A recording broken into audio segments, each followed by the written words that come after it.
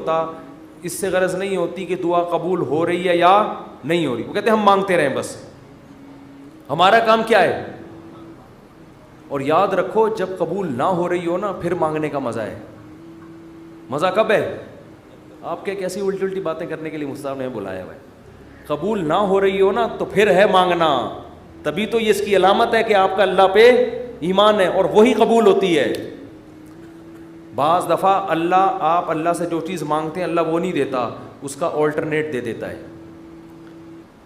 ایک صاحب کا فون آیا, مجھے کسی سے عشق ہوا ہے اور میں دعائیں مانگ مانگ کے تھک گیا پھر بھی نہیں ہو رہی شادی. آج کل تو لڑکوں کے یہی مسائل ہیں, مانگ مانگ کے دعائیں تھک گیا. تو آپ کہتے ہیں دعائیں قبول ہوتی ہیں, میں تو پھر اس پہ اور تڑکا لگا دیتا ہوں. میں کہتا ہوں بہت سے لوگ کہتے ہیں ہم جس کو مانگ رہے ہیں وہ ملی نہیں, چلو نہیں ملی مقدر میں ہوگا, دعا قبول نہیں ہوئی. مفتی صاحب کہہ رہے ہیں دعائیں کیا ہوتی ہیں؟ قبول. لیکن اس کی کہیں اور شادی کی خبر ہمیں مل رہی ہے.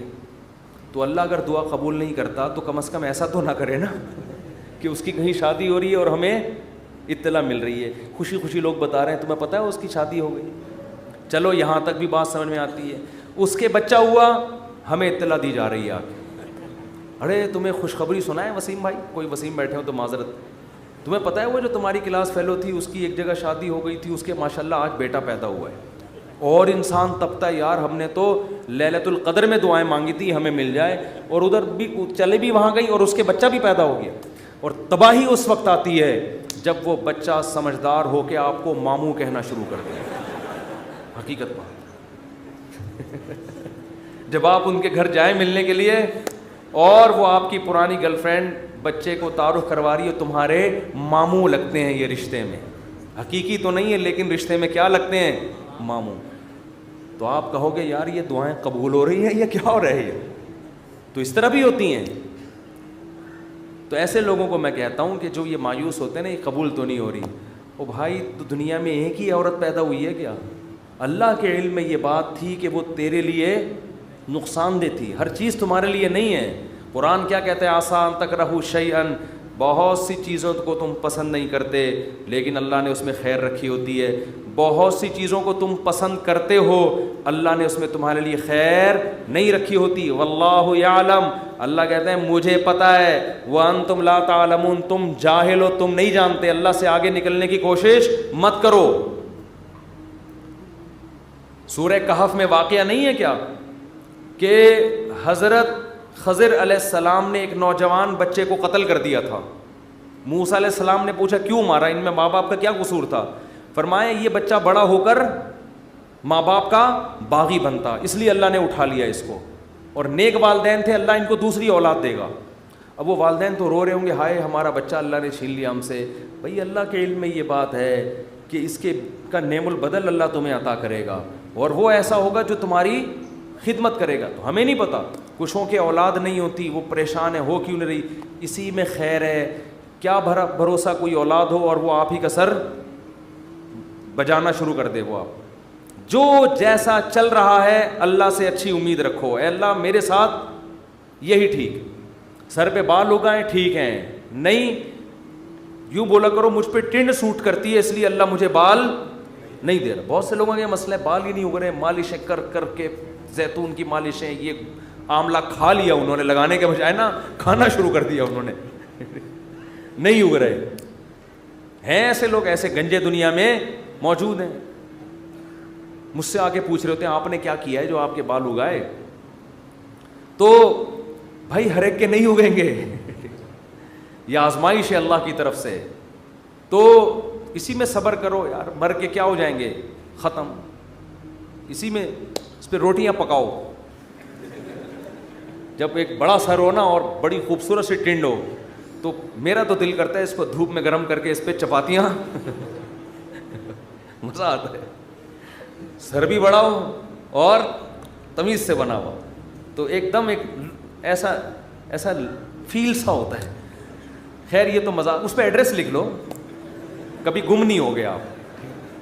تو اگر اللہ نے ٹنڈ دی ہے بہت سے کام اس ٹنڈ سے لیے جا سکتے ہیں, ایڈریس لکھ دو اس پہ, تو اس کا فائدہ یہ ہوگا کہ کبھی بھی گم نہیں ہوگے.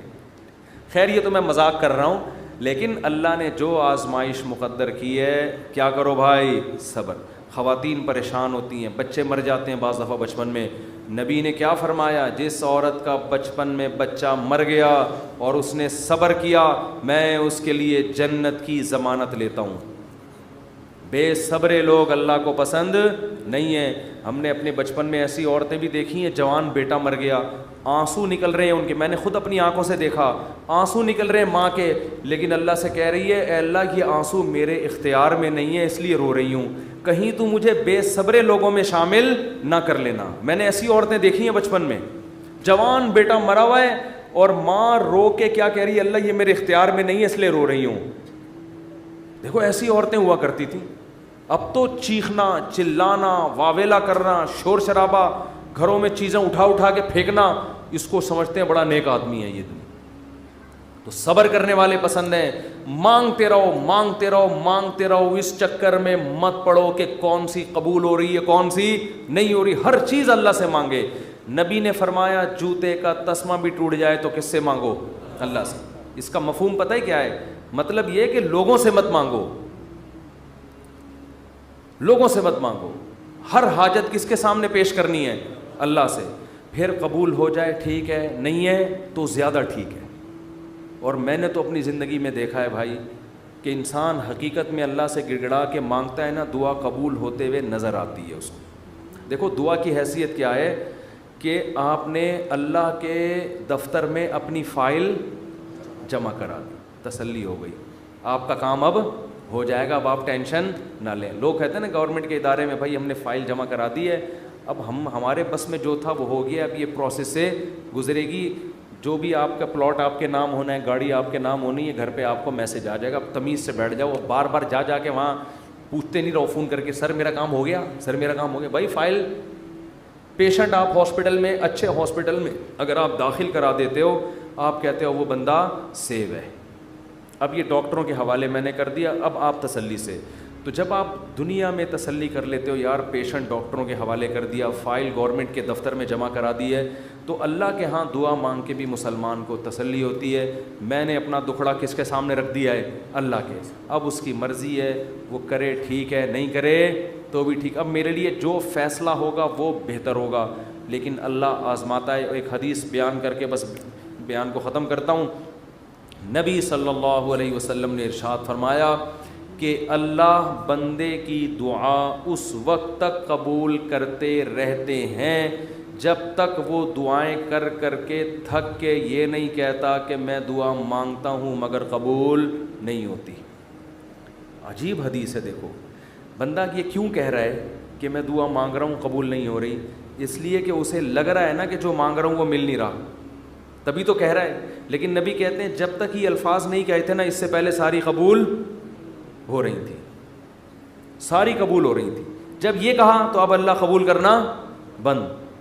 تو اس سے صاف پتہ چل گیا کہ آپ کو جو لگتا ہے نا کہ قبول نہیں ہو رہی, وہ بھی حقیقت میں ہو رہی ہیں, وہ ہو رہی ہیں قبول. آپ یہ ہم بیوقوف ہیں جو ہم سمجھ رہے کہ نہیں ہو رہی. کس طرح سے ہو رہی ہیں یہ کس پہ چھوڑ دو, اللہ پہ. تو اپنے گھروں میں دعاؤں کا معمول بنائیں.